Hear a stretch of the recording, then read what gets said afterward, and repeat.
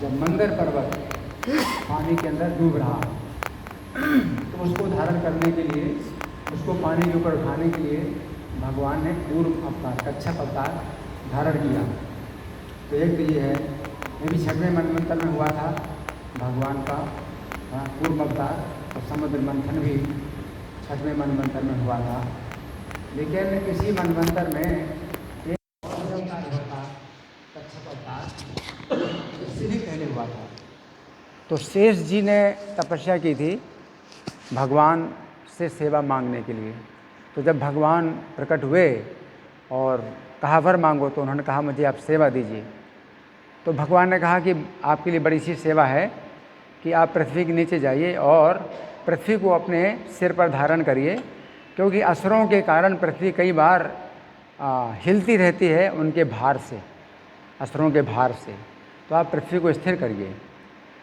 तो शेष जी ने 2 प्रश्न पूछे। पहला प्रश्न पूछा कि मैं कब तक धारण करूंगा पृथ्वी को, और दूसरा प्रश्न पूछा कि मेरा आधार क्या होगा। तो जो पहला प्रश्न पूछा कि कब तक मैं पृथ्वी को धारण करूंगा, तो भगवान ने कहा कि आप प्रतिदिन मेरे गुणों के अनुसार एक नाम बनाया करो, रोज़ एक नया नाम रोज़ बनाया करो मेरे गुणों के अनुसार। और जब ये समाप्त हो जाएं, मेरे गुण समाप्त हो जाएं, तो फिर आप पृथ्वी, आपकी छुट्टी हो जाएगी। तो वो जो है रोज़ एक एक नाम जो है भगवान का नया बनाते हैं भगवान के गुणों के अनुसार, और अभी तक उनकी छुट्टी नहीं हुई, क्योंकि उनके गुणों का अंत ही नहीं है, भगवान के गुणों का अंत ही नहीं है। और दूसरा प्रश्न था कि मेरा आधार क्या होगा, मैं पृथ्वी को धारण करूँगा, तो मुझे कौन धारण करेगा, मेरा क्या आधार होगा। तो भगवान ने कहा कि मैं कच्छप रूप से आपको धारण करूँगा। तो भगवान ने कच्छप अवतार धारण किया। तो अब मुझे लगता है कि उस कच्छप की जो है स्तुति कर रहे हैं अरे माँ। तो इसमें कह रहे हैं कि अनुपलक्षित स्थान आए, यानी आपके स्थान का तो कुछ पता ही नहीं है, यानी आपके आधार का तो कुछ पता ही नहीं है कि आपका क्या आधार है। अनुपलक्षित स्थान आए, आपका स्थान जो है लक्षित है ही नहीं, उपलक्षित होता ही नहीं है, तो आपका कोई आधार ही नहीं है, आपके आधार का कुछ पता ही नहीं है। और फिर अवस्थान आए, और आप ही अवस्थान हैं सबके, तो आप ही सबके अवस्थान हैं, क्योंकि आप शेष जी को धारण करते हैं, शेष जी भूमंडल को धारण करते हैं, भूमंडल में सब जीव हैं, सब प्राणी निवास करते हैं, तो आप सबके आधार हैं, तो आप सबके आधार हैं और आपका कोई आधार नहीं है। और ये जो कूर्म भगवान हैं, ये शेष जी को धारण किए हुए हैं अपनी पीठ पर। तो ये जो अर्यमा हैं जो स्तुति कर रहे हैं, ये भी पृथ्वी के नीचे ही रहते हैं, क्योंकि पितृलोक के राजा हैं। पितृ नाम अर्यमा चाशमी है, तो गीता में भगवान कहते हैं पितरों में अर्यमा, तो पितरों के राजा हैं अर्यमा।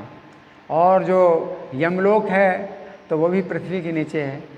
तो जो पितृलोक है और यमलोक है ये पास पास ही हैं, तो पृथ्वी के नीचे ही हैं। तो इसलिए इनका संबंध उन्हीं कच्छप भगवान से हैं जो शेष जी के आधार हैं।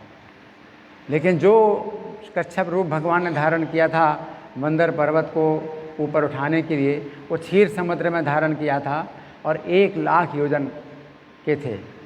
1 लाख योजन, 1 लाख योजन का मतलब है 12 लाख किलोमीटर, 12 लाख किलोमीटर। ये जम्बू द्वीप भी जो है 1 लाख योजन का है, 12 लाख किलोमीटर का जम्बू द्वीप है। और इतना बड़ा रूप जो है भगवान ने धारण किया था क्षीर समुद्र में। तो क्षीर समुद्र में इतना रूप कोई ज़्यादा बड़ा रूप नहीं होता है, क्योंकि क्षीर समुद्र 16 लाख योजन का है। हाँ, 16 लाख योजन का है ना।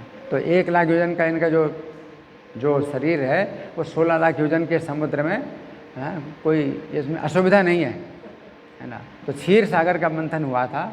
अगर क्षार समुद्र का मंथन हुआ होता तो क्षार समुद्र जो खारे पानी का समुद्र है तो ये 1 लाख योजन का है।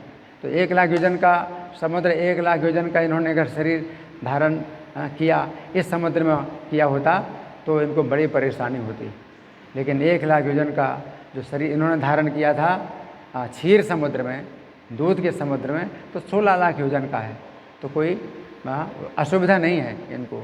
और फिर भी 1 लाख योजन का जो इन्होंने शरीर धारण किया था, तो इनकी पीठ में जब मंदर पर्वत घूम रहा था तो उसके घूमने से इनके पीठ में जो हो रही थी ना, रगड़ हो रही थी, तो उससे इनको सुख प्राप्त हो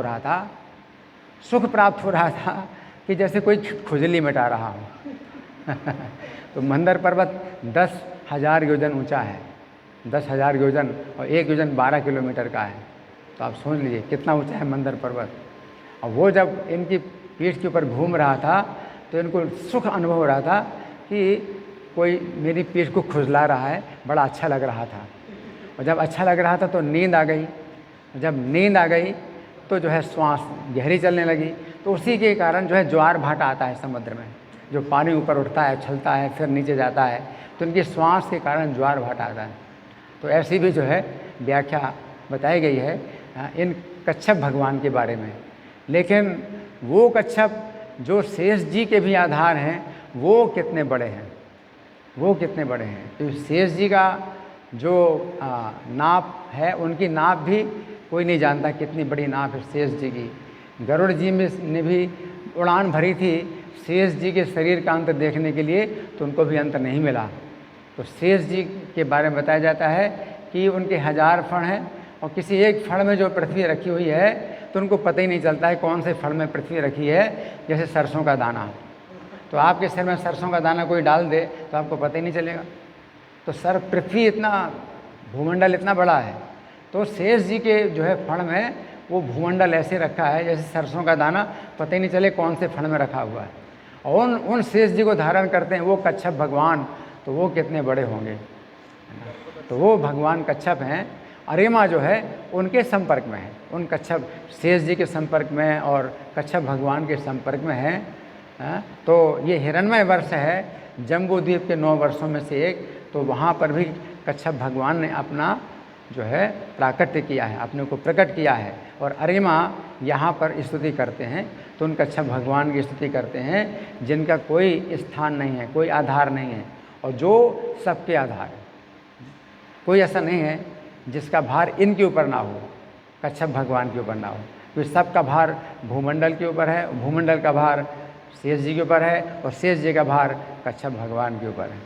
तो जब भगवान ने शेष जी को आदेश दिया कि आप भूमंडल का भार उठाइए, धारण करिए, तो भगवान को और बड़ी सेवा करनी पड़ी कि उन्होंने शेष जी का भी भार उठाया, तो भगवान के ऊपर तो और भी भार आ गया। तो भगवान अगर आपको सेवा देते हैं तो आपकी फिर सुरक्षा भी साथ में करते हैं, तो भगवान के ऊपर और ज़्यादा भार आ जाता है। भगवान अगर आपको सेवा देते हैं तो भगवान के ऊपर और भार आ जाता है कि वो आपकी भी सुरक्षा करेंगे, है ना।